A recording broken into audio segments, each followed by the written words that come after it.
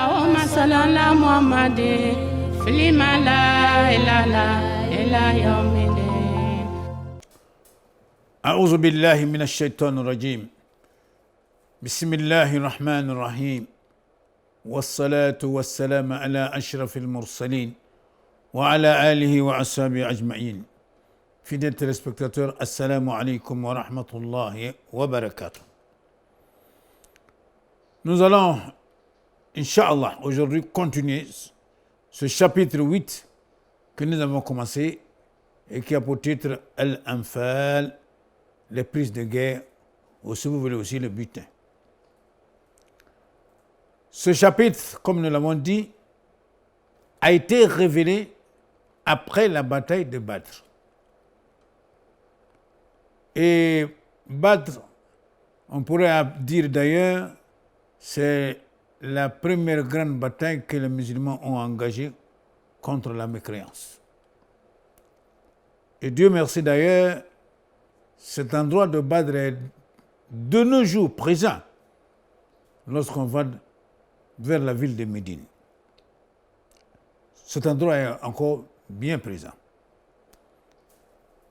Et en la matière, il s'agissait dans un premier temps de la discussion qui a failli être entre les compagnons à propos du butin, surtout le partage du butin.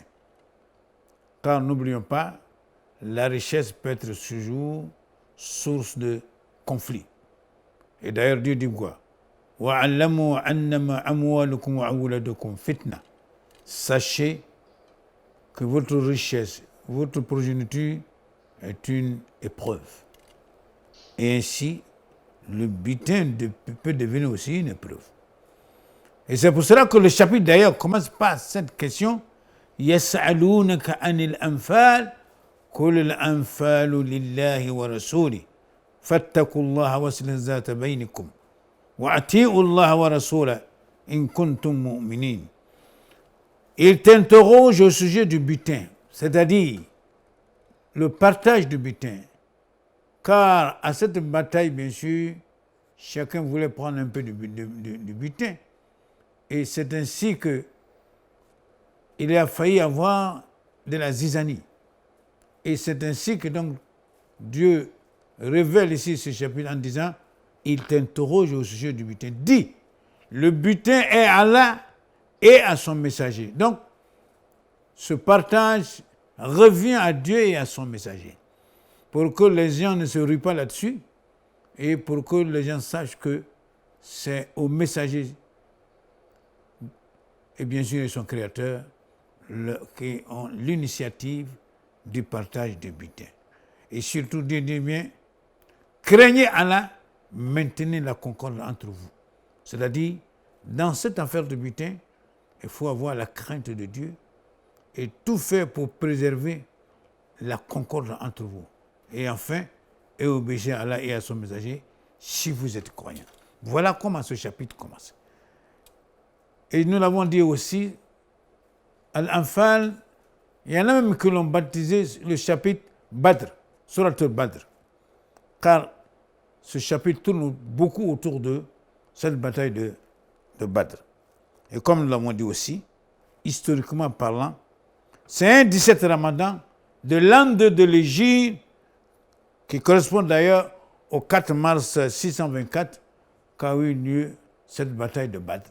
Comme nous l'avons dit, une des grandes batailles entre les croyants et les mécréants. Il est bon de retenir aussi que dans cette bataille, il y a deux groupes. En effet, il y a eu la caravane que Abu Sufyan va conduire de la Syrie pour aller à la Mecque. Une riche caravane, c'est-à-dire où il y a beaucoup de marchandises. Et c'est ainsi donc qu'Abu Sufyan donc va vouloir se rendre à la Mecque avec cette riche caravane. Et quand le prophète Mohammed sallallahu alayhi wa sallam a eu vent de cela, alors ils vont vouloir alors prendre leur revanche, car n'oublions pas, les musulmans à Médine sont arrivés à Médine donc après s'être dépouillés de tout ce qu'ils avaient à la Mecque. C'est-à-dire qu'on leur a pris de force toutes leurs richesses à la Mecque. Et cette fois-ci, donc, le prophète sallallahu alayhi wa sallam veut prendre sa revanche et ainsi intercepter cette caravane pour pouvoir également prendre ce qu'on leur a pris lorsqu'ils ont quitté de force la Mecque. Et bien sûr, quand les Mecquois auront l'information, car il ne faut pas l'oublier, il y en a parmi les musulmans qui de temps en temps informent leur famille, vont faire en sorte que l'information va circuler jusqu'à arriver à la Mecque. Et c'est ainsi que Abu Jahl, qui a eu cette information, va préparer une forte armée qui va vouloir venir donc protéger la caravane. Et c'est de ça qu'il va être beaucoup question dans ce premier début de ce chapitre. Malgré cela, Abu Sufyan va arriver à contourner la ville de Médine et à prendre le littoral pour échapper ainsi aux musulmans. Mais malgré cela, Abu Jahl va vouloir croiser le fer avec le prophète sallallahu alayhi wa sallam et ses compagnons. Et c'est ce qui va aboutir, bien sûr, à la bataille de Badr. Et on verra d'ailleurs à travers les versets, lorsqu'on parle des deux troupes, il s'agit surtout de la première troupe qui n'est pas armée, qui est la caravane conduite par Abu Sufyan. Et l'autre troupe, très armée, et d'après ce qu'on nous dit, il y a près de 1000 combattants qui sont armés, lourdement armés, qui sont là. En face du prophète sallallahu alayhi wa sallam et son armée, sa modeste armée, à peine 313 personnes et autres. Et c'est ce qui va amener, bien sûr, à la bataille de Badr. Mais il est bon déjà de retenir que ça sera une grande victoire pour les musulmans, l'issue de cette bataille de Badr. Et nous avons vu dans les premiers débuts de ce chapitre, lorsque Dieu a parlé des croyants, les vrais croyants, إِنَّمَا الْمُؤْمِنُونَ الَّذِينَ إِذَا ذُكِرَ اللَّهُ وَجِلَتْ قُلُوبُهُمْ وَإِذَا تُلِيَتْ عَلَيْهِمْ آيَاتُهُ زَادَتْهُمْ إِيمَانًا وَعَلَى رَبِّهِمْ يَتَوَكَّلُونَ. Parlant des croyants, Dieu dit, les vrais croyants, c'est qui? Sont ceux dont les cœurs frémissent quand on mentionne Allah. Dès lors qu'on leur parle de Dieu, leur cœur commence à frémir. Et ainsi, et quand ces versets leur sont récités, cela fait augmenter leur foi et ils placent leur confiance en leur Seigneur. Ainsi de suite. C'est quoi encore ces croyants? الَّذِينَ يُقِيمُونَ الصَّلَاةَ وَمِمَّا رَزَقْنَاهُمْ يُنْفِقُونَ. Au verset 3, Dieu nous avait dit, c'est qui les croyants? Ceux qui accomplissent la salat. Et nous l'avons dit, il faut insister là-dessus, la prière est l'identité du croyant musulman. Il n'est pas musulman celui qui ne prie pas, et est musulman celui qui prie.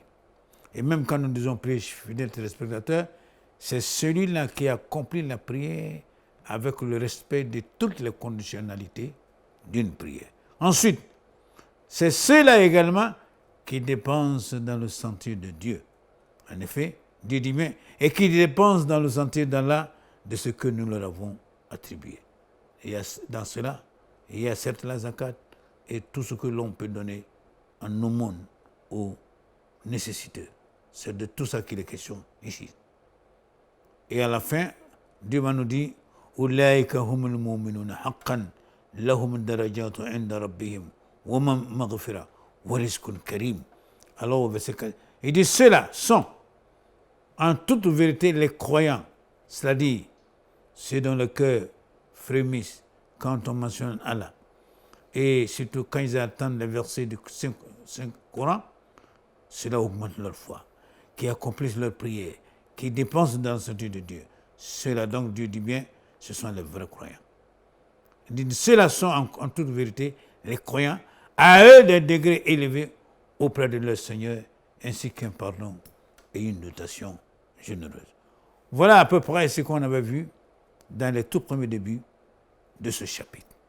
Alors, pour aujourd'hui, nous abordons donc les éléments de la bataille de Badr d'une certaine manière. En effet, qu'est-ce que Dieu nous dit? Dieu nous dit أولئك هم المؤمنون حقا لهم درجة عند ربهم ومغفرة ورزق كريم كما أخرجك ربك من بيتك بالحق وإن فريقا من المؤمنين لكارهون. Au verset 5, Dieu dit de même, c'est au nom de la vérité que ton Seigneur t'a fait sortir de ta demeure malgré la répulsion d'une partie des croyants. Et la vérité ici, il faut entendre donc par quoi non seulement le combat, mais aussi l'islam, car l'islam est la vérité. Et Dieu donc nous dit, de même, c'est au nom de la vérité que ton Seigneur t'a fait sortir de ta demeure.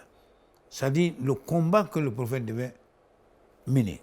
Car nous l'avons dit, les compagnons pensaient s'attaquer à la caravane, qui n'était pas armée en réalité, pour prendre leur dû.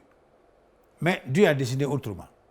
Et c'est ainsi que le Seigneur a décidé que le prophète sallallahu alayhi wa sallam et ses compagnons alors devaient mener le combat avec Abu Jahl et l'armée mecquoise qui était venue en renfort pour protéger la caravane.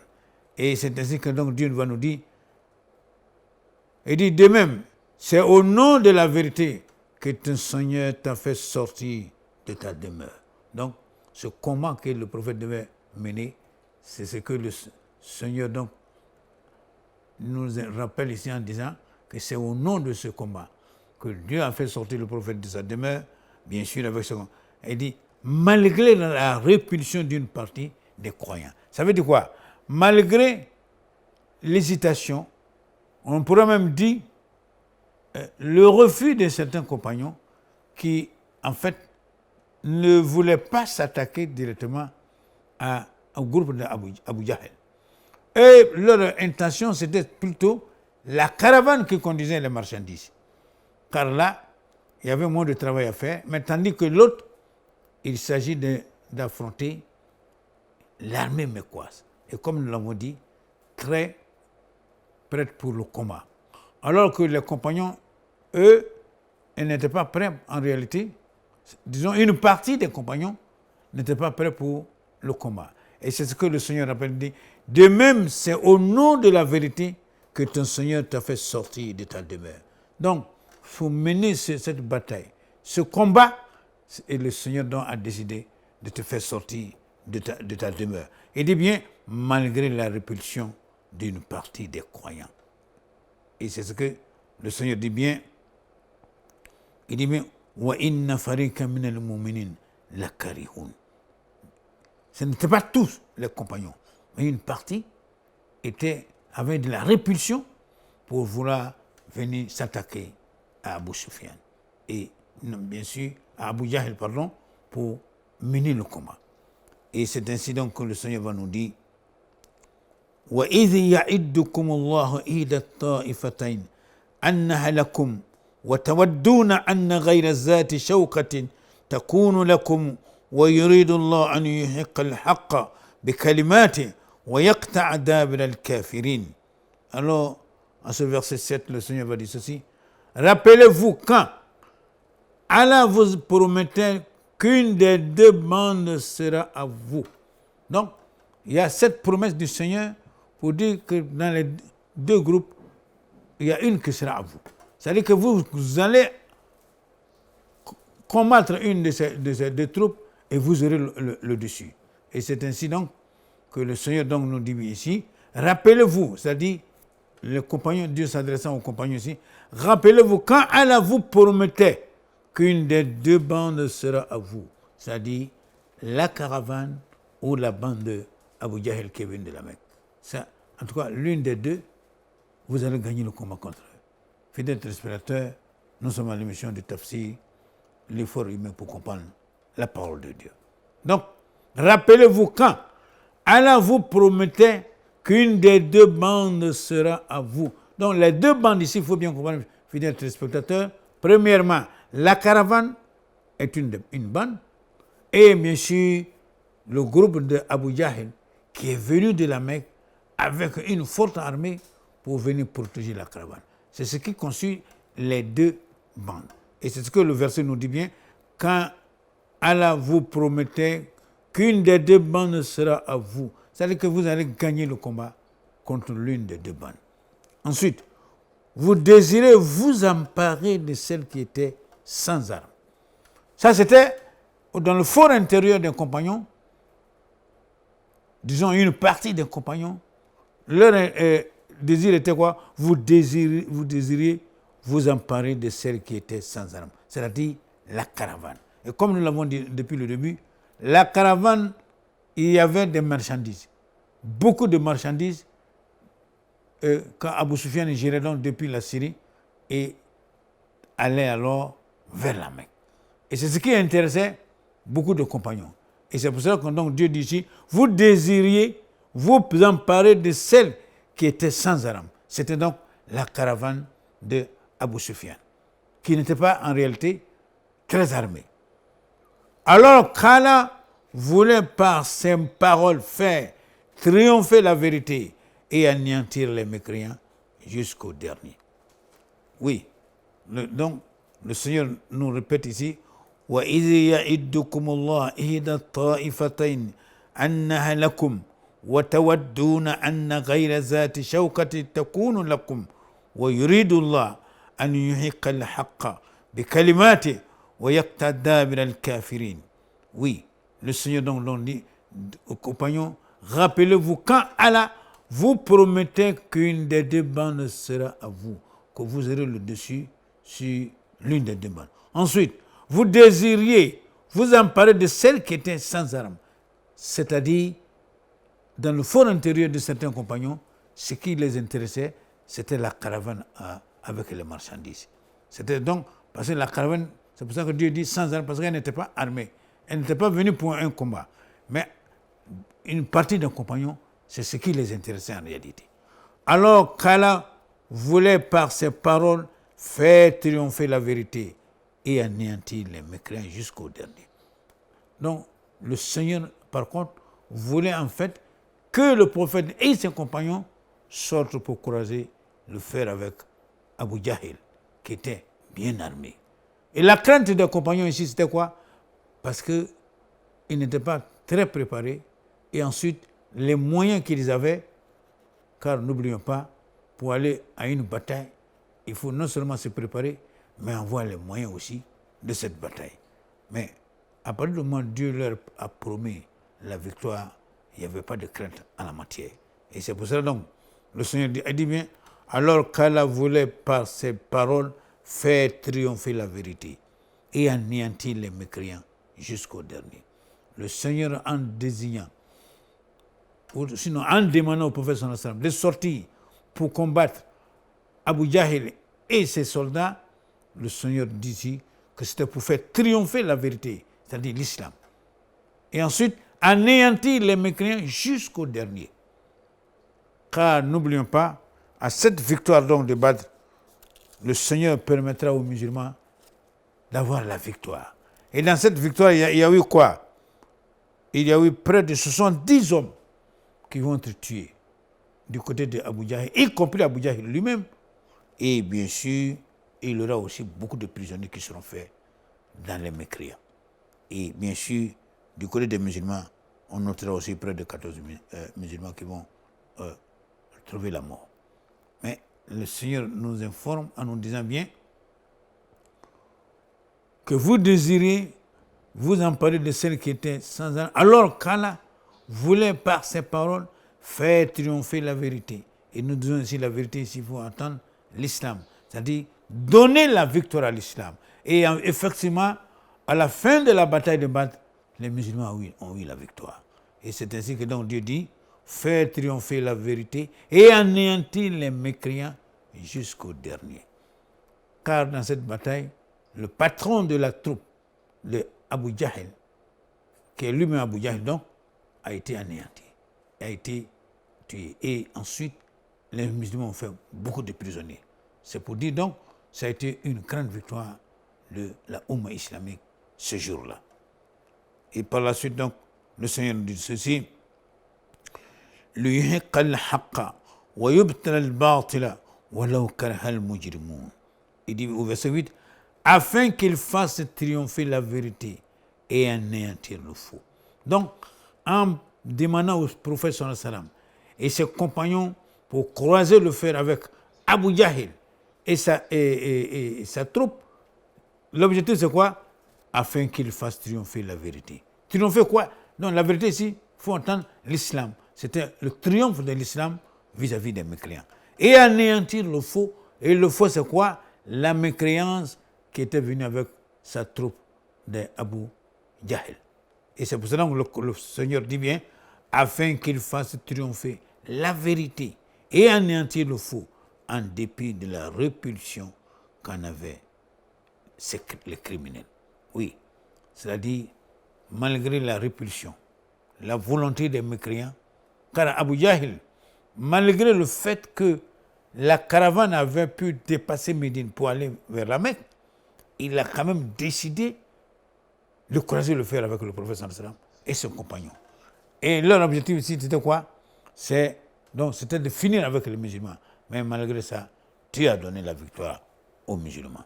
Pour dire une fois de plus, quand Dieu est avec vous, on n'a pas de crainte, on a la victoire.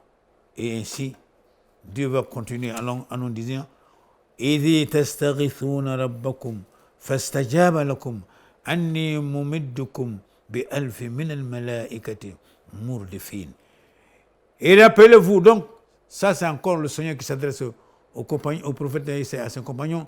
Et rappelez-vous, le moment où vous imploriez le secours de votre Seigneur et qu'il vous exauça aussitôt, je vais vous aider d'un millier d'anges déferlant les uns à la suite des autres.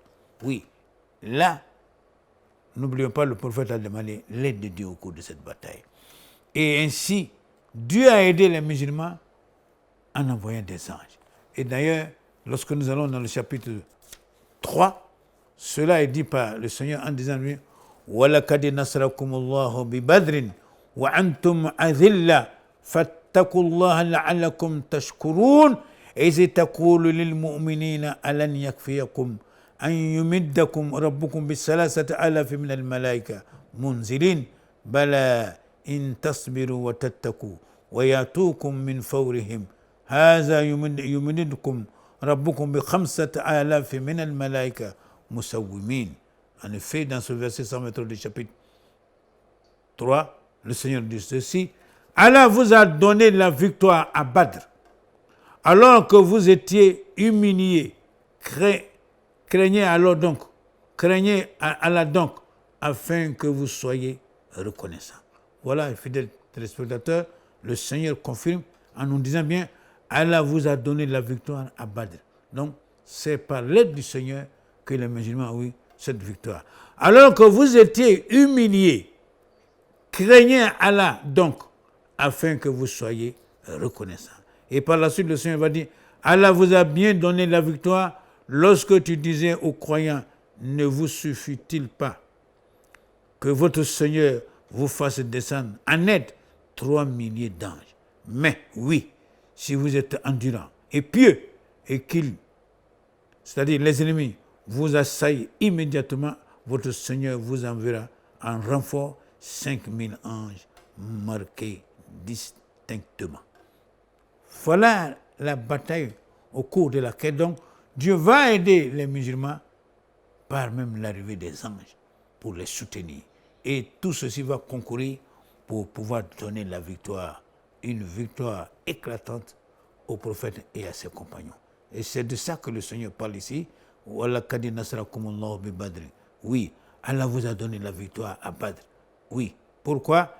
Et Dieu dit bien, وَأَنْتُمْ أَذِلَّةٌ, alors que vous étiez humiliés. C'est-à-dire, par rapport, si on prend à l'échelle humaine, vous n'étiez pas grand-chose devant cette bande d'Abu Jahl qui était nettement au-dessus de vous, mais Dieu, par sa grâce et surtout le soutien des anges qu'il vous a envoyé, il vous a donné la victoire.